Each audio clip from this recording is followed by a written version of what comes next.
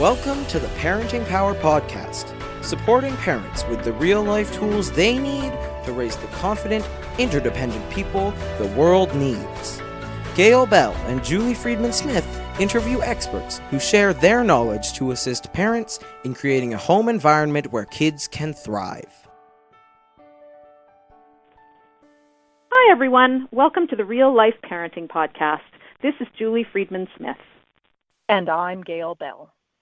Today's podcast is brought to you by Beaner's Fun Cuts for Kids hair salons. Parenting is hard, haircuts shouldn't be. Visit beanersfuncuts.com for a location near you. Tami Forman is the Executive Director of Path Forward, a nonprofit organization that creates mid-career internship programs to ease the transition back to work for women and men after taking a break from raising children or other caregiving responsibilities. We recently read an article by Tami called "Self-Care is Not an Indulgence, It's a Discipline," and we knew that we had to talk to her. Welcome, Tami. Thank you. It's great to be here. Tami, Julie and I both thought your article was spot on. Can you share with our audience why you wrote it and what you hope readers gain from it? Yeah, absolutely. So I'm a regular contributor for Forbes Women, and the editor had sent out a call about interest in self-care, and I had noticed in the media, too, around that time, there was obviously here in the U.S. we're living in somewhat contentious times, I think we can safely say. And so there was all this stuff around this idea of self-care, and a lot of it aimed at women, frankly, a lot of it aimed at affluent women, but always sort of in this vein of like, there seemed to be an undertone, I felt, to all of the advice that made it sound like, well, your life has to be crazy and you're running around and you're doing all these things and you're nuts. And then, right, when you're at the breaking point, go have a massage or eat some chocolates or have a bath. And I thought, that's not self-care, right? That's not what it is. It's about doing the little things every day, every week, every month that we need to do to take care of ourselves, that we get enough rest, that we get enough exercise, that we're eating good food, right? And as I thought about it, I thought, well, that's not actually indulgent. I mean, maybe it is in our society, but it's actually discipline, right? It's about being disciplined and doing the things that we need to do to take care of ourselves and to know what we need to do to take care of ourselves and then do those things regularly and consistently. And it doesn't mean that we don't ever get busy or things don't come up, but it just is coming back to that disciplined practice of self-care as opposed to seeing it as this indulgent thing. I also don't love the word indulgence in the sense that I think it, again, triggers for a lot of women guilt, that if self-care is an indulgence, it's something you are meant to feel guilty about doing. And I felt like, no. Self-care is something you need to do and need to be disciplined to do to be the person you need to be in the world, right? For your parents, your kids, your colleagues, right? And the self-care is what enables you to be that person. Well, we couldn't agree with you more at Parenting Power, and we are always sharing with parents. And we've shared your article for sure on our website. But we do say, number one, what does busy mean, right? And two, we are the most sleep-deprived nation ever. So if you can start with one thing, start with a good night's sleep. 100%. I think that for parents and kids, that's essential. There's nothing you can do, I think, as a parent beats making sure you get enough sleep and making sure your kids get enough sleep. Definitely.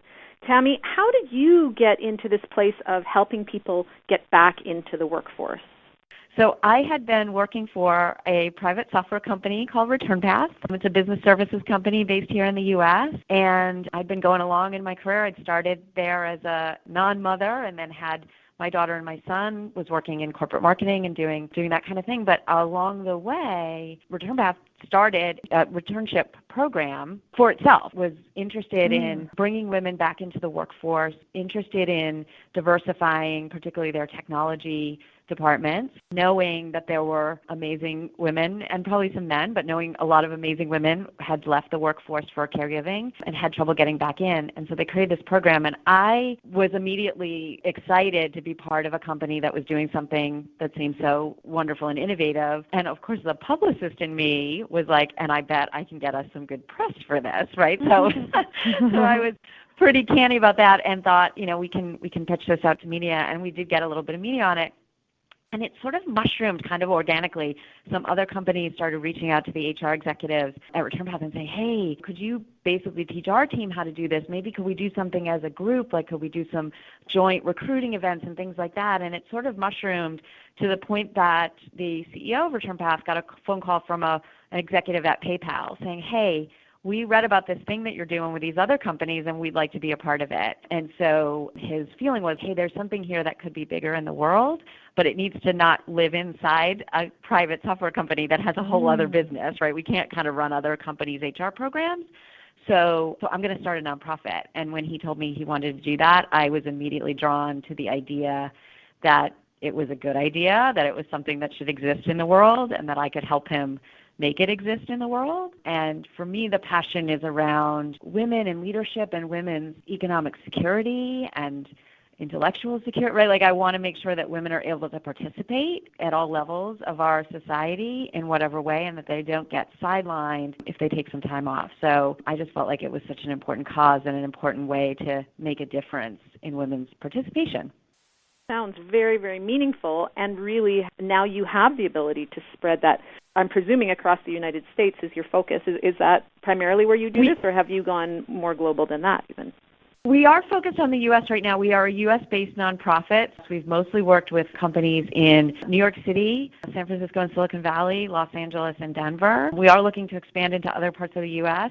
I've gotten some folks asking me about Canada, so we'll see. I think there could be interest there as well. There are some other organizations in other countries that I know of, so I will often point some companies, if they're looking for more global programs, to some other partners that I know of outside of the U.S. But there are plenty of folks here that need employment, so we've been focused there. We've worked with about 40 companies at this point, and several hundred returnees have crossed our paths, so it has been amazingly rewarding and fulfilling and wonderful. And it looks like on your blog there's a lot of information for parents all over to be able to tune in and glean some of the information that you're sharing. Yeah, thank you for pointing that out. Yeah, on our blog, we try to cover a range of things. So we cover certainly topics around returning to your career, and some of it actually falls into the category of advice that is helpful for almost anyone who's navigating a career. And then we also have what I think of as parenting advice, where we talk about the life side of work life. And that's the focus of my Forbes column as well, right? I try to focus on like busting myths around it has to be one or the other, particularly for women. I think that's a trap that a lot of folks get caught in. And so I try to talk about how to make your life fit with your work and make your work fit with your life. That's great. And Julie and I are often speaking to parents saying, just get really clear on when you're at home and when you're at work. And sometimes when parents are working out of the home or because of technology, those lines can get blurred pretty fast. What do you see as the biggest hurdle families deal with when trying to balance that home life and work? It's funny. I wrote a blog post that was similar to my self-care one that was about that I think the secret to work-life balance is self-knowledge. And the reason I say that is because I think it's about knowing what works for you, knowing what gives you energy versus what drains energy, knowing how you work best, knowing how you can work most efficiently and doing that. I think a lot of people in their early career days get into some bad habits around work. I was never a workaholic, so I think I always kind of had a like, hey, let's figure out how I can get this done in a reasonable amount of time, because that's just kind of been my bent even before I had kids. But I see a lot of people that I think get into, both men and women, right, get into these kinds of bad habits around work and just sort of working inefficiently and throwing hours at something as opposed to like, hey, let's see if there's a better way to do this, or do we have to do this, just sort of basic time management and project management type stuff. And so when they get into those bad habits, the problem then becomes, that's fine when you're in your 20s for some people, but then when you have kids, it's really difficult. And what happens in a lot of families, honestly, is the woman takes the brunt of that, right? So she cuts back, which can stall her career if she's not managing it right. The father doesn't, because his coding is, no, you keep going. And if anything, I'm going to even work harder, which too many of us associate with working longer because I need to now provide for this family. So then the inequality grows within the home. You see this with gender roles, which often get more pronounced when kids come along. And now you're getting told on both sides. And I think that's a trap that a lot of families fall into. And if you can recalibrate both partners, ideally, to think differently about their relationship to work and life and how they can work more effectively and efficiently as partners. I certainly think that would help women's careers tremendously.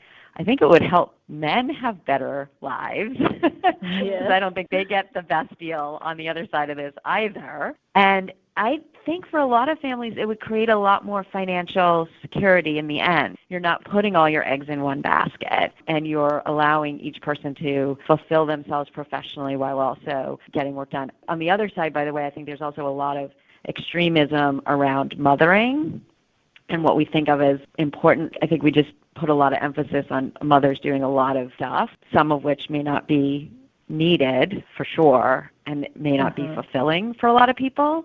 But we sort of put this pressure on ourselves that we have to do all these things because somehow they say we must. So that I think women particularly get pulled on both sides of that. Recently in the news in Calgary, there is an author, I can't remember her name, but she's been talking about the emotional workload that often females in the home take on. And, we need to open that discussion. And sometimes we just don't take time for that discussion, right? So you did mention time management. When we work with families in our coaching, we'll often say, write it down on a piece of paper for children to see how much time they have.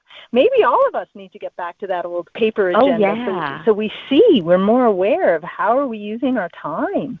Well, and that's a great point. And one of my favorite authors is Laura Vanderkam. She's written 168 Hours, and her most recent book is called Off the Clock, and she's a big advocate of time tracking and wrote a New York Times op-ed piece. She called it The Busy Person's Lives, which I loved that title. I thought it was so wonderful.